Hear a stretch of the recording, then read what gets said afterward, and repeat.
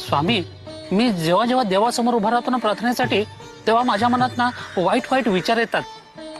म्हणजे कितीही प्रयत्न केला ना तरी टाळता नाही येत.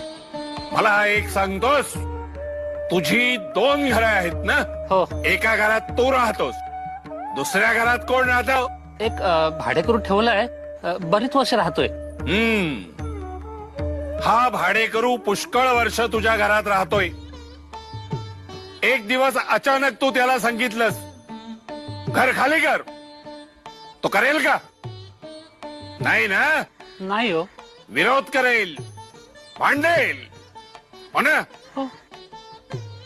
तसंच आहे, परमेश्वरासमोर तुम्ही प्रार्थना म्हणायला, स्तोत्र म्हणायला किंवा नामस्मरण करायला उभे राहता, म्हणजेच काय करता?